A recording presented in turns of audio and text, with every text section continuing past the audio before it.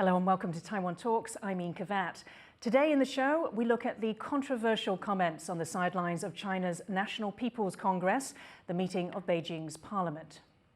美方声称要经营中国，但不寻求冲突。实际上，美方所谓的竞争，就是全方位的遏制、打压，就是你死我活的零和博弈。 Then, the Kremlin weighing in on Qin Gang's comments about an invisible hand prolonging the Russian-Ukraine war.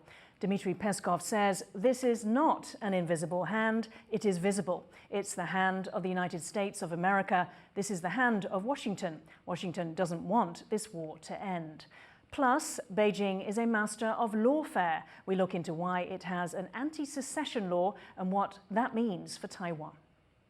And that's why China insists so much that either Taiwan has always been part of China or that Taiwan at some point returned to Chinese and in turn PRC rule somewhere in the World War II, the post-World War II period, because it's important for the Chinese view to say this would be secession, because if it is secession, the state that is trying to prevent secession can, under international law, use force.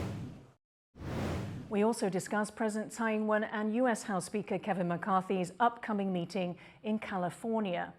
My guests are today I-chung, Prospect Foundation President, former Taipei Economic and Cultural Representative Office in Japan Special Assistant, and former Taiwan ThinkTank Vice President, and Guo, United Daily News Deputy Editor-in-Chief. He was a Fulbright Scholar in Political Science at the University of Chicago and an international relations expert.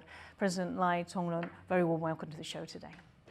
We begin the show today at China's National People's Congress. What you see here is the Great Hall of the People, but a closed-door meeting of government business advisors.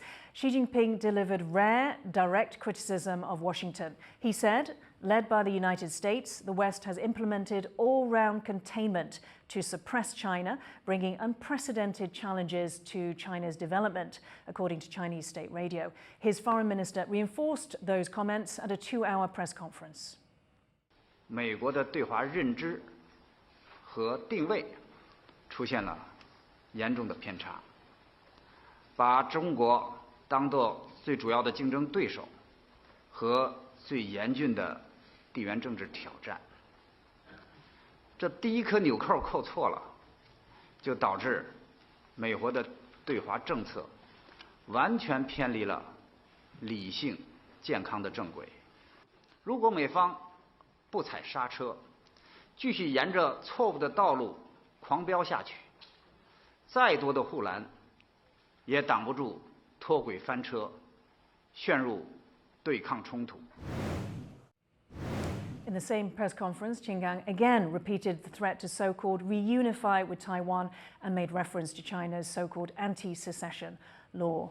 Chonglun, if I could start with you. What's behind these comments? Do you find them uncharacteristically direct? I think Xi Jinping's remark is quite unusual because usually as a head of state, he doesn't name names like he didn't say about the United States. He only referred more generally. But this time he referred directly to the United States and its allies. I think this reflects the anxiety China is having, especially Netherlands had recently passed a new law. It's going to restrict even the lower level of chip manufacturing equipment export to China. I think that is the worry that China is having. So in this People's Congress, they're going to beef up to like 2% of their budget in order to spend on science and technology. Try to speed up this kind of competition in science and technology. But so is it a cry for help? Let me bring in President Lai. Is it, you know, they paint the picture, especially Qin Gang's comments, of China being a target, so the US being the aggressor. Is China a victim here? I think rather that is the rally call and the preparation for the future confrontations between China and the United States. Over Taiwan? No, it's not just about Taiwan. It's about everything. It's about China and the United States in a wider picture. So it is not simply regarding how the U.S. is looking at Taiwan and how China wants to get Taiwan back to its own territory. We are talking about the wider conflict that is about probably to happen, especially when Xi Jinping himself come out and directly really put his criticism against the United States by name. So it's great power rivalry. It's about superpower competition.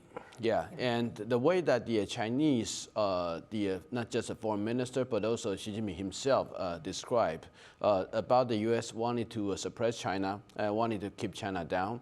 Although we do know that among the higher elites and many of the inner discussion among the Chinese policymakers, there were this kind of accusation or arguments that United States always want to keep China down.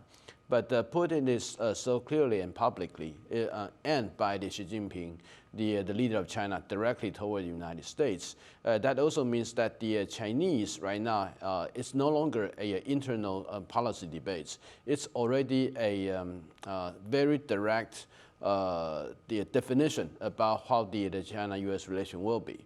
So this is contradictory to probably the many people in the, whether that's in the U.S. or in the West, China analysts, when they think about the Chinese behavior and the Xi Jinping behavior after the 20th National Congress or CCP and the outreach by China to many foreign leaders, so they started to argue that they're softening, and they explained the softening is because that precisely because of the Chinese economy is so bad, and China needs to maintain a stable relationship with other countries. So by indication, they are talking about China probably not only softening, but also will take a more moderate approach to the Western states. So you're surprised by these comments? No, I'm not surprised. I will say that this development is a direct slam in the face of those China analysts that who are arguing that precisely because of the economy that China and Xi Jinping also no longer constrained by the necessity to continue his third terms. Right now, after the 20th National Congress, Xi Jinping will take a more moderate approach, but this is not. Okay. Tong Lun, can we talk about Qin Gang's comments about the invisible hand? So he talked about, let me quote, "Regrettably, efforts to persuade peace and promote talks have been consistently undermined. It seems that there is an invisible hand pushing for the protraction and escalation of the conflict, using the Ukrainian crisis to serve certain geopolitical agendas." What agendas are they?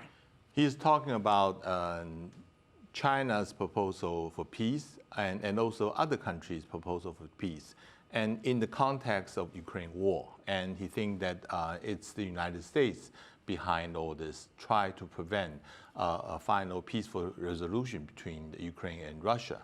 But I don't think that's a fair argument, because now it's very unlikely for Ukraine and Russia to sit down and talk and come out with a settlement. It's literally impossible. So no one can really prevent Ukraine from reaching the goal they are prefer. I mean, not even the United States can. I mean, in the future, if the U.S. want to push Ukraine on the negotiation table and Ukraine would not like to, there's no way you can stop that. But coming back to Qin Gang's such a strong remarks, I think this had something to do with Financial Times report on President Tsai's transit to the United States. Which we'll talk about a bit later. Right.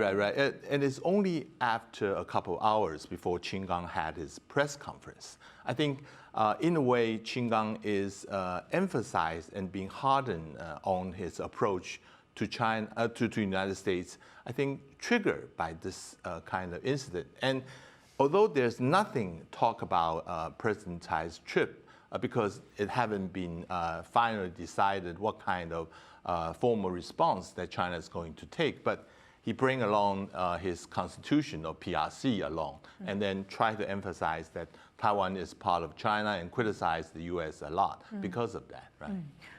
President, you have a different view. I saw you shaking your head. Yeah, I do not think that the Qin Gang, the statements actually agitated due to the news of the President Tsai's transit visit to the United States. Because Qin Gang is talking about very different things. Only in other section he brought about the PRC constitution, talks about how Taiwan should be a part of China, and how China will do everything to prevent other foreign powers of the cession Taiwan away from China. So that right now China-U.S. competition is basically is a great array of many other things, greater and many things they are that different from the issue about Taiwan. So I think we should think about that right now this competition, or in Chinese way, in Chinese saying about the confrontation, that will manifest itself in many other issues. Taiwan is not going to be the most important or the most dominant one. The technology and as well as even the war in Ukraine, in which the United States, including the Ukraine, they take the Chinese proposal as the demand for the Ukraine just to surrender all the land right now occupied by the Russia. And just try to settle the peace with Russia right now, so, which that Ukraine just cannot accept.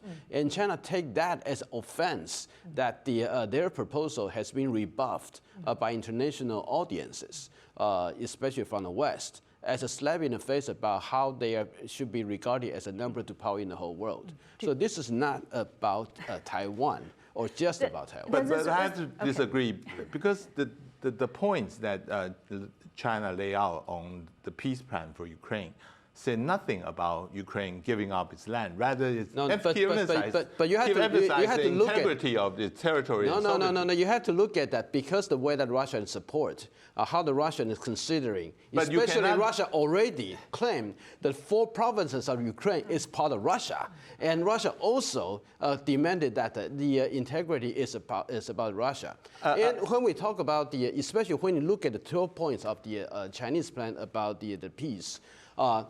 How about those territory when the Ukraine earlier last year talked about his 10-point proposal? None of those has been responded by Chinese 12 points of the peace plan.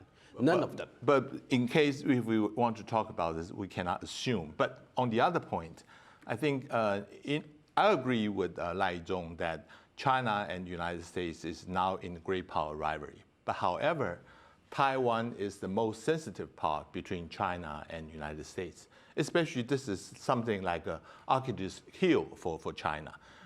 This is something that will trigger a lot of resentment within the Chinese community. And that is something we should be looking at it very carefully. But so are many things, such as the South China Sea, and especially just a few days earlier, that in a panel discussion in the Central International Studies, Strategic Studies, in which they found out that many of Chinese strategists or the analysts interpreting about the United States policy, like last year, even the year before that, they talked about how the U.S. and China will have a war in South China Sea, in which, based on their interpretation regarding how the U.S. will attack China there. So right now we are not talking about, yes, Taiwan issue definitely has been argued by China as the most sensitive issue. And China always argued that the United States should not mistreat about Chinese insistence about Taiwan should be a part of China. But we are talking about right now the confrontation that the war between United States and China probably would not just because of the Taiwan. There are also other things that could also trigger the same level of the intensity and the kind of problem we're going to witness. So that's why I'm saying that right now the U.S.-China competition is a full scale, and it's not just about how Taiwan will trigger this. It's also triggered by other issues. And the development eventually could also lead to the kind of the bigger scale of the war in which people believe only a Taiwan conflict will result. Songlun, let's, before we wrap up this section, let's talk about the biggest takeaways that you have so far from the Congress. From the Congress? Yeah, in terms of maybe international impact. Right, I think this Congress, just like any Congress before that, is kind of rehearsed thing. that everyone knows what to say. Everyone follows the script very carefully. And this is the message that the CCP want to present itself. I think on the whole, the anti-American and this kind of urge for unification with Taiwan is the message they want to present. And also, they want to emphasize their indigenous technology development. That's another. So there's also other things, like they set up a separate branch commission to control data. There's another branch controlling the financial transaction. Those are, but there's two reorganizations we haven't seen.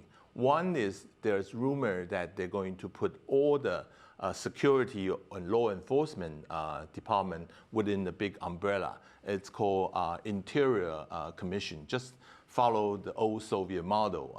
That is not done.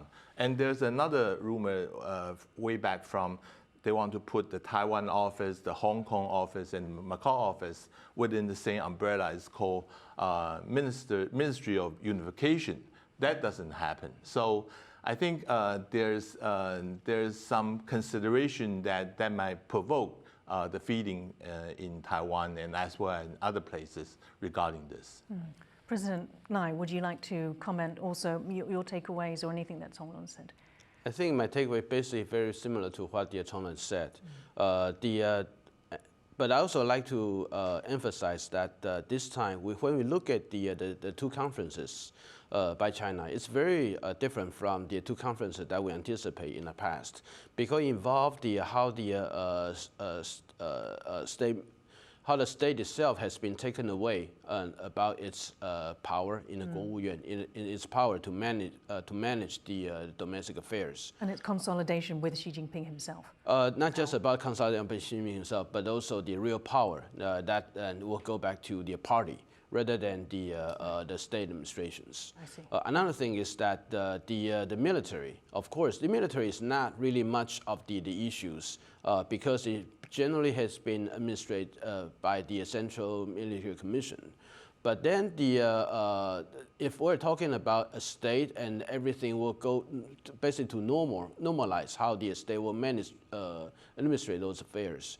Generally, we should consider that the Ministry of National Defense of the PRC would generally expanded its outreach as well as power. But right now we are witnessing, especially in the last several years, how the Ministry of National Defense in China, its power has been shrink more and more. It's become no longer it's a body that could have a direct conversation with other Ministry of National Defense in other countries. But it become a liaison office mostly as part of the CMC and only engage in the conversation with foreign leaders that the Ministry of National Defense will come out. So the concentration, the power to the party, and to a certain extent, I would say that the reverse of what the Deng Xiaoping in the reform and the opening era. That is the main takeaway, in my view, about this. So, Tong Lun, could you comment on that consolidation of power to the political party, Chinese Communists? You know, what impact does that have, given that, in fact, there is a lot of crossover, right, between the party itself and... Now the general tendency is every power will have to consolidate under the party rather than the state. I think that is the most obvious thing that after the 20th Party Congress. So it's supposed to be there's a state with a corresponding department that the outside world can communicate with them. Rather, we are seeing a different kind of thing. Just like I-chung had just mentioned, the Defense Department now is losing its power, and I have doubt whether they have really had power before. But when the U.S. Secretary Austin want to have a phone conference with the Department Minister of Defense in China, that is not really the right correspondence. It should be the deputy chairman of the CMC. That is the one who really had power, and that is the corresponding with the U.S. Defense Secretary. So I think there's a lot of things we should look very carefully on what is the final configuration of the Chinese power structure. So President Lai, let me ask you, why? Why are they doing this? Well, what's the aim? It seems that the Xi Jinping is, first of all, Xi Jinping is not the premier. And premier has a direct control or authority toward the state administrations. And Xi Jinping has been the leader of the party and also the leader of the country. For him to really have the say about whatever he wanted to have, it seems that he needs to take power away from the state in order to have a direct control on several things. Second, we heard something that it has something to do with the white paper protest several months ago. That is the white paper protest. Basically, that came from the high intellectuals and in the most guarded cities in China. There was a suspicion that the state administration officials, they were not really cooperating with Xi Jinping, and by letting those protests go and to manifest itself in a bigger scale. And that seems to indicate that their dissatisfaction with Xi Jinping's rule when he extended into his third terms. Mm-hmm. And by taking away some of the administration's power, it seems to probably seems to indicate that Xi Jinping noticing the internal disagreement by the state officials, and he decided that he need to consolidate himself by taking away some of the power the state administration has. Now, in Qin Gang's very first press conference, he again repeated the threat to so-called reunify with Taiwan and made reference to China's so-called anti-secession law. 作为骨肉同胞，我们将继续以最大诚意、尽最大努力实现祖国和平统一，同时保留采取一切必要措施的选项。中国反分裂国家法对此规定得很明确。如果出现了违反该法的情况，我们必须依宪依法行事。Tonglun, if I could ask you first. So we heard what Jacques Delisle said. We've heard what Qin Gang said about secession. So can you explain again to us, why does secession matter so much to China? I think the anti-secession law was first brought up in 2014 and 15. And that is the time when Chen Shui-bian is having his first term. There's a worry in China that if they want to use force, just like Qin Gang had mentioned, by any necessary ways, there's no law to follow if they want to do it. So this is partly as a deterrence to Taiwan and partly in response to someone is saying that we should have a law to enforce if we want to eventually to use force against Taiwan. So it's to justify their moves justify internationally. Internationally, and also justify themselves about how to use force against Taiwan, right?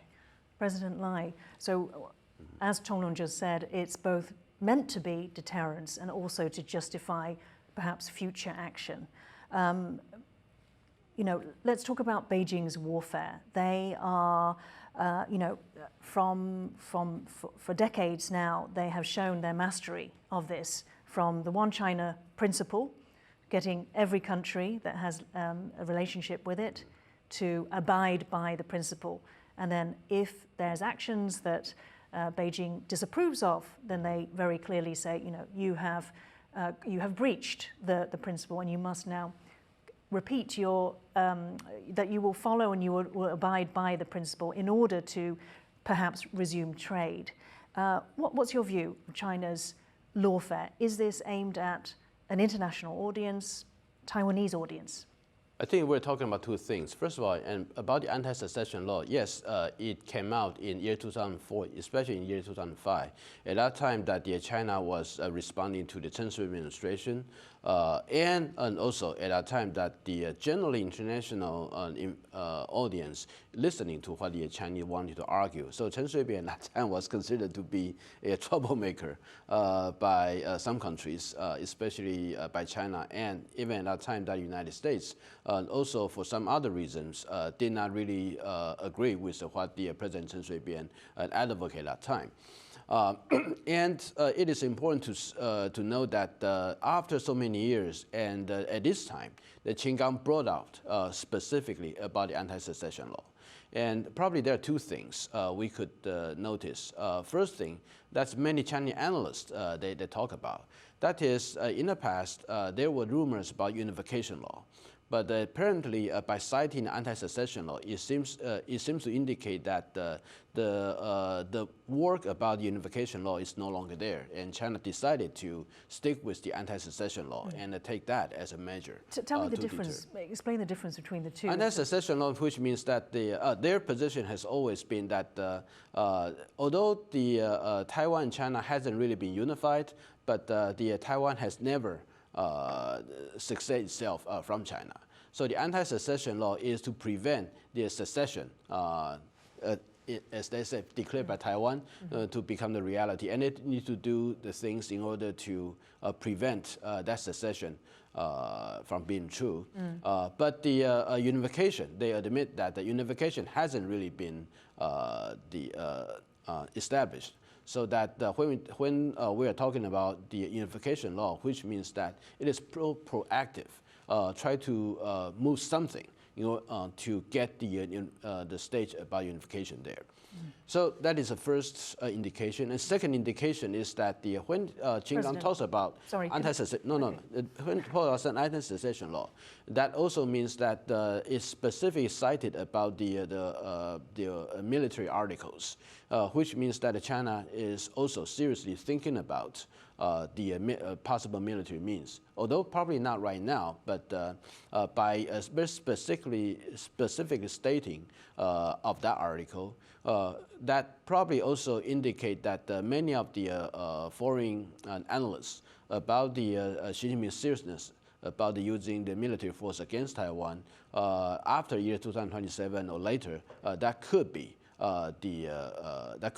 true to what is really going on there. Now the warfare that by China, I think it is important to note that although China claimed that the One China principle is universally held, the position by many countries, should they have the diplomatic relation with China, but I think the people will tend to look at all those articles or the communique when those countries they establish the relationship with China. What I wanted to do was to summarize what you were distinguishing between unification strategy and anti-secession, because I think what I gathered from you was that they've abandoned unification because that means that they admit that Taiwan and China are separate, whereas if they go along the anti-secession, it means that they believe that Taiwan is part of China.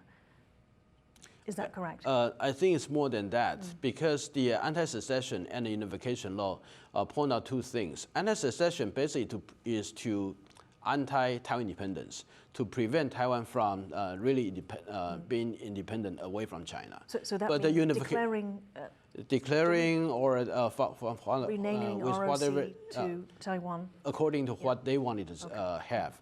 But the unification, which means that they admit right now that Taiwan and China, they are not unified.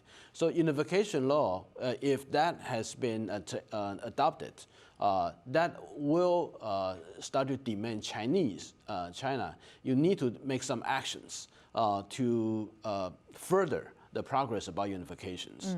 And that basically means that for the future leader and the current leaders, they need to do something. Otherwise, they would not fulfill their obligations. And basically, you're just throwing the stone on yourself by putting yourself in the shoes that you need to achieve something which will be very difficult. So that's a kind of political suicide, in my view.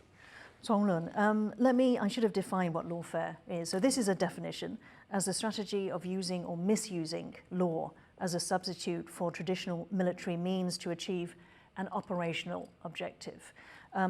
Do you think Beijing is a master in lawfare? I think in every Beijing strategy for negotiation, he always wants to emphasize the principle. If you agree with us in principle, then they deduct there are certain guidelines following that. So when you have built up diplomatic relations with certain countries, you want that country to agree with one China principle as Beijing have defined it. But we are finding more and more countries, just like I-chung is saying, they are evading that kind of agreement by acknowledging or by any other way of expressing. And in the case of United States, they are doing it more differently. They are saying that you have one China principle, we have one China policy. So the policy will be quite different from the principle. So we are finding more and more countries are following the U.S. footsteps. Although they have formal diplomatic relations, they are sending their congressional delegates coming here. They are trying to sign agreement with Taiwan. They are trying to evade that kind of the red line as Beijing had defined it. So I think that although you are saying that Beijing is the master of lawfare, that gradually they are losing their grounds on that. So de facto versus maybe de jure. Right. Tonglo, let me ask you, so this issue of is Taiwan a part of China? This is something that CCP must push for its anti-secession law to work further down the line. In Taiwan, we could broadly say we are divided. Could you tell us what the KMT's position on this is? Is Taiwan part of China? I will use an example. KMT has sent its high-level delegation to China recently. All they are hearing from China is two things.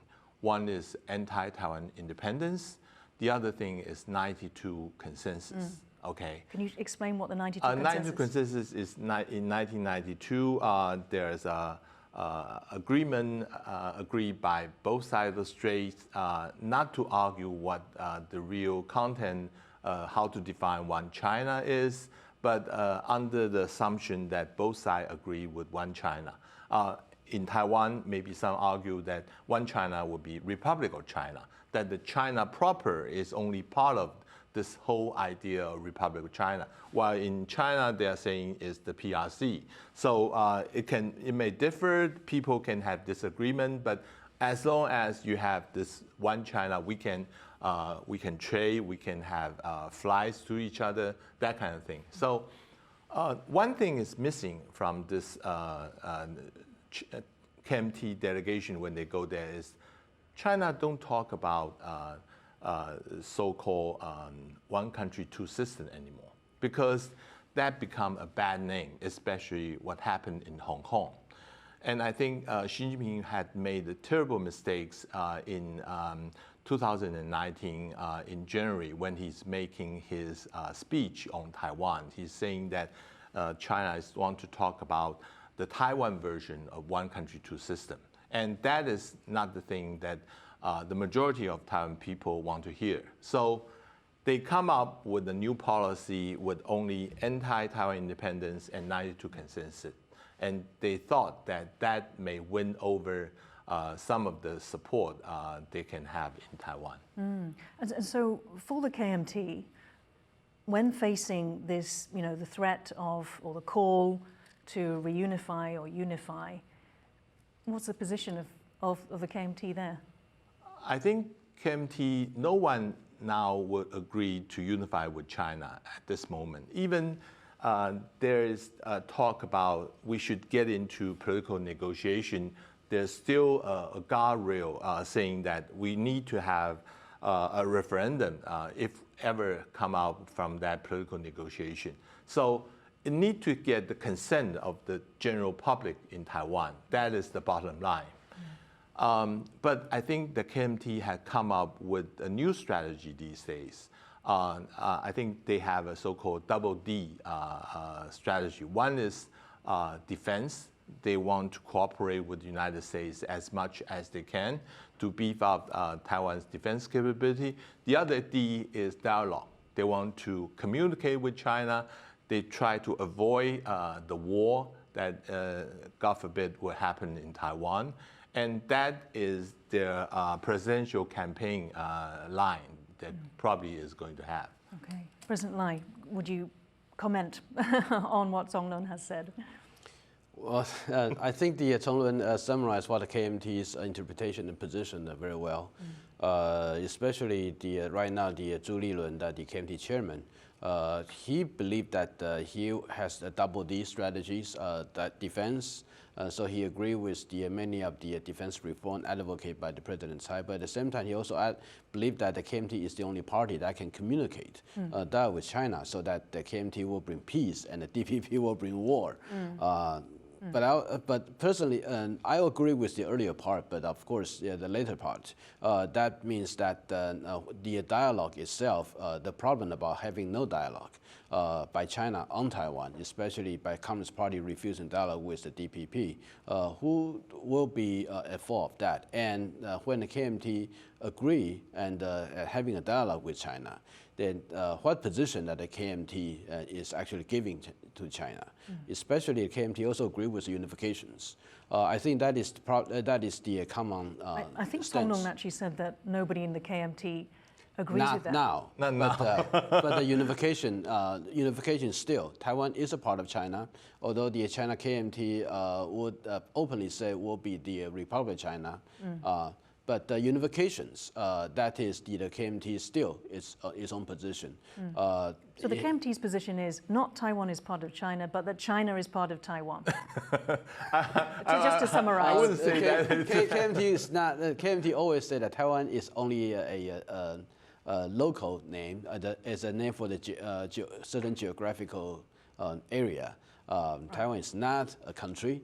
And the Republic of China is the country.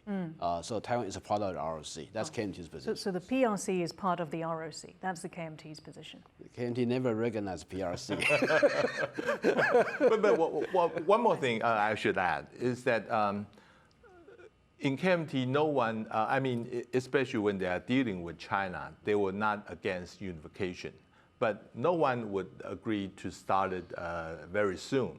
And this unification, I heard it from someone, they are thinking that if we can negotiate and put on negotiation table as long as it's possible, 20 years, 30 years, if that we can prolong the process, we will gain through time. That's their argument.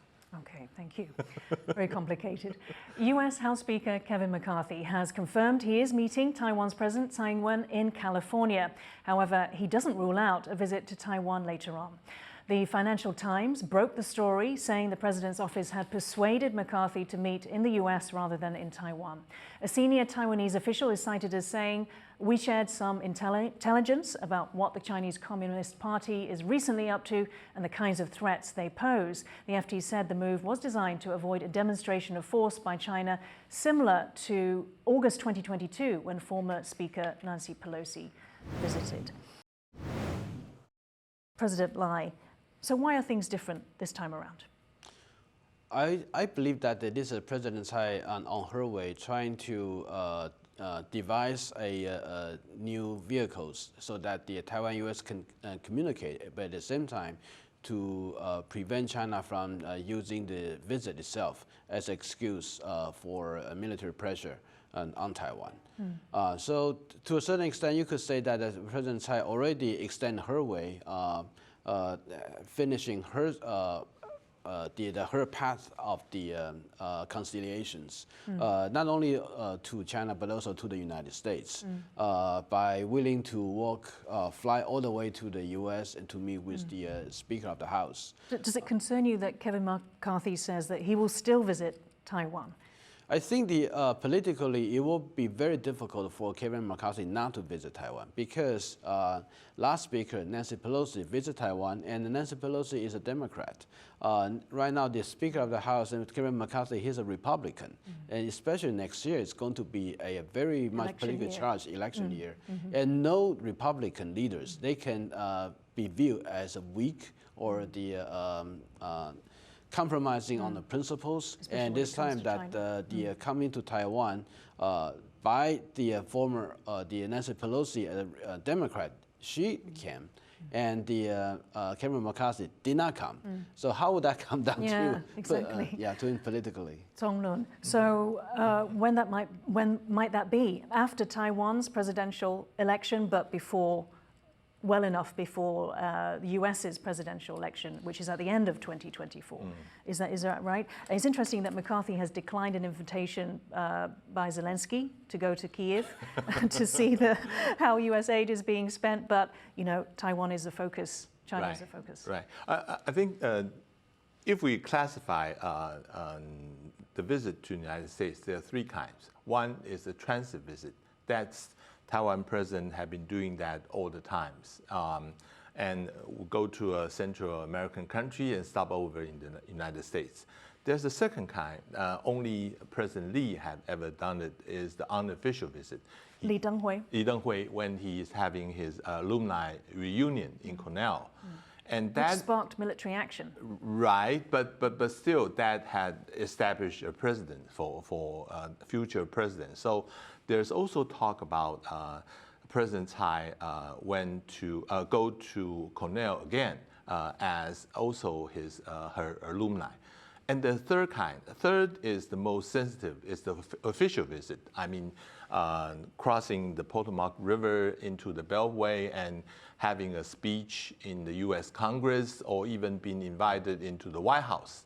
And that is something that would infuriate China. But that is something that all the Taiwan presidents eventually will want to accomplish. I think now President Tsai has been making this compromise, meeting McCarthy in California. That doesn't preclude that before she stepped down, there's still opportunity for her to be invited formally in Washington. Right? President Lai, do you believe that's the case, that there's opportunity for her to be? There's always expectation and hope for the Taiwan president to do something like that. Especially, I think that President Tsai had been the most prudent president that the U.S. had been very warmly welcomed. A very steady hand. Right. President Lai, Tonglun just mentioned the different kinds of visits, from the top one, President Tsai-ing being invited into the White House, to the lowest level, a transit stop. How is this one being framed? This is going to be a transit visit, a transit stop over in the United States. Of course, the two and the back, two will go through the East Coast, and it is on her way back that she will meet with the Speaker of the House, Kevin McCarthy, at his own district. But basically, I'll say that